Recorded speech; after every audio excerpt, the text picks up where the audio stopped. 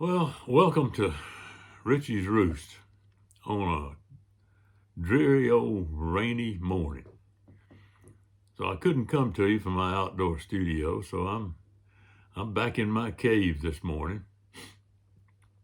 And first thing I want to do is apologize to you for something really stupid I did not too long ago.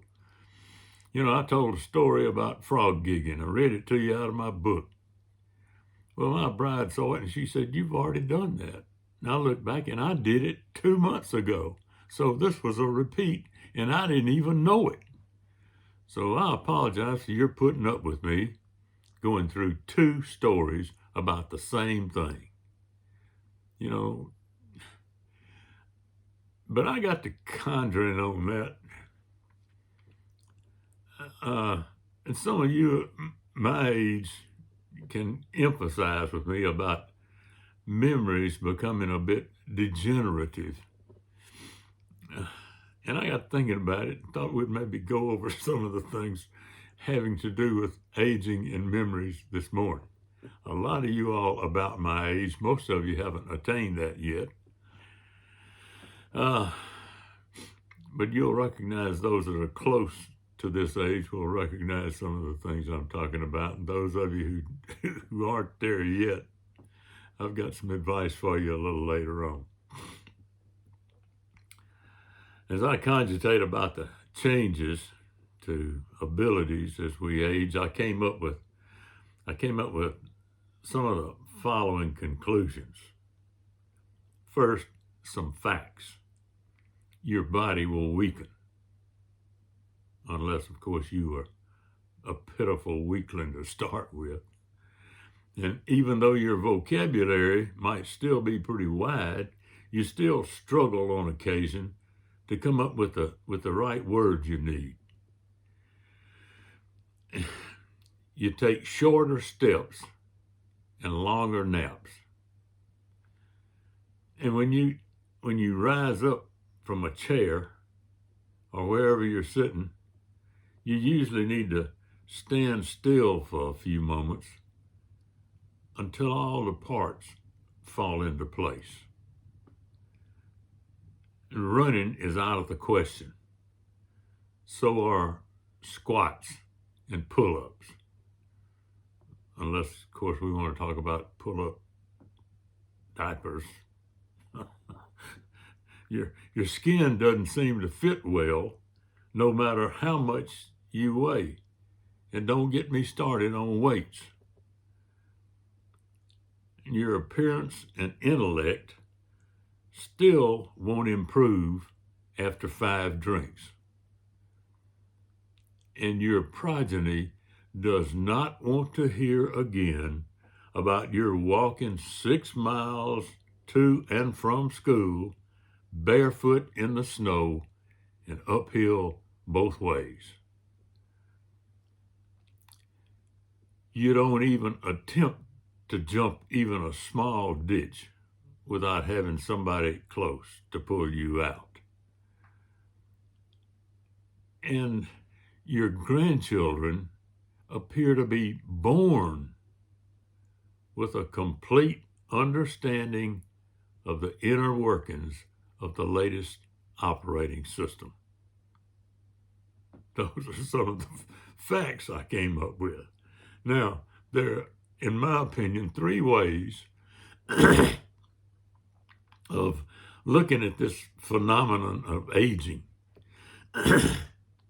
with fear and trepidation. Excuse me. You can look at it with fear and trepidation, but this is not healthy. Or you can look at it with resignation. Now, this causes inaction and a feeling of worthlessness, and that's not good. Or you can look at it with humor. Dark though sometimes that humor might be. Now, there's some really funny things associated with the evolution and attainment of the creaky age. And while there are humorous stories, especially about memory descent, I don't include dementia or Alzheimer's disease. Haven't seen that in my family, and there's not much humor in those. But there is, in the grand scheme of attaining octogenarianism, is that a good word? Octogenarianism. Lots of absurdly incongruous conditions, and I thought I'd share some of the ones I've heard. Now, y'all who have not yet attained these years, my advice, I have one suggestion for you, and that is get ready. For example, I heard the other day about an elderly couple who woke up one morning.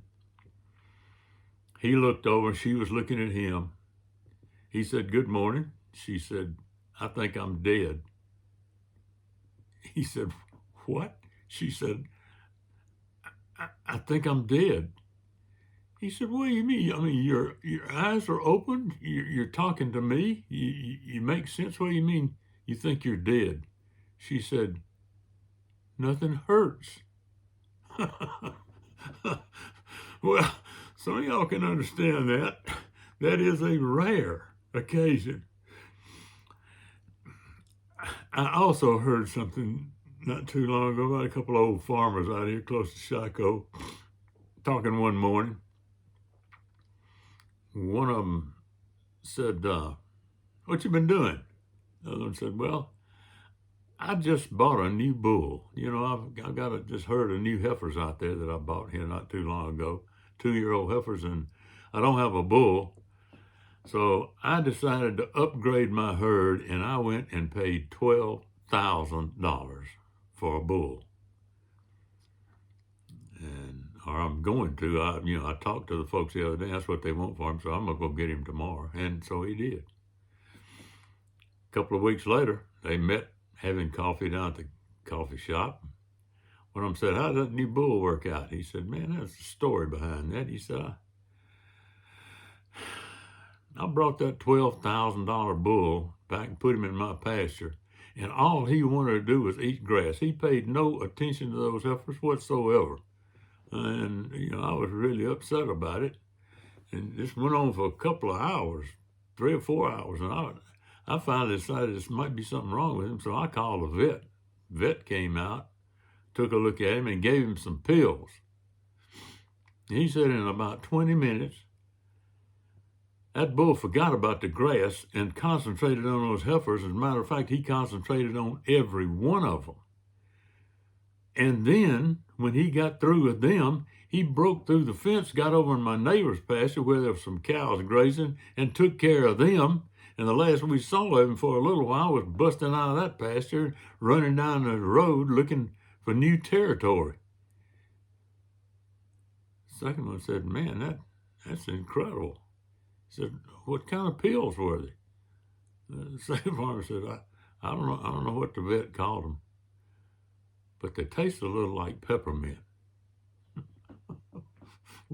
We'll leave that one alone. Well, you got to be careful how you talk to old folks too, because some of them get a little upset. There was a couple of them went to an attorney's office here not too long ago to draw up a will, and the old lady had been really apprehensive about discussing death.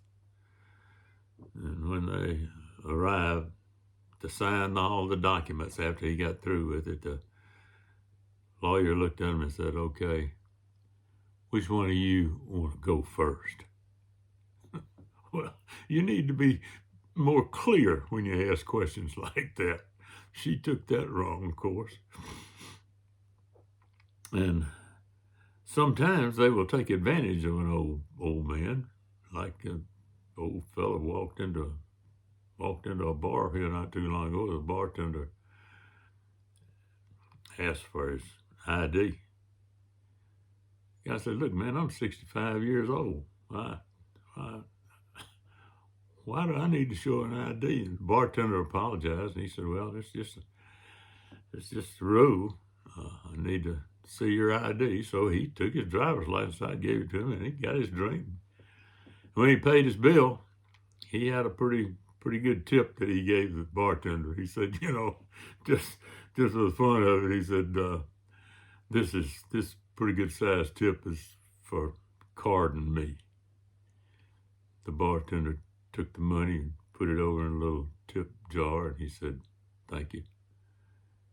That works every time."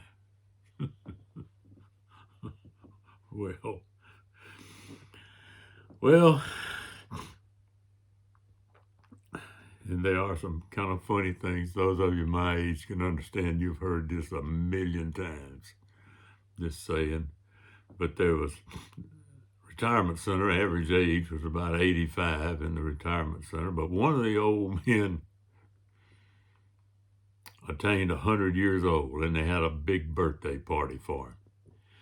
The little old lady, about 99 years old, was at his right hand, and she was chatting with him, and just a friend of his. They had been friends for a long time, and this guy's son showed up for the birthday party, and the little lady asked the young man, the son that had come, how old he was.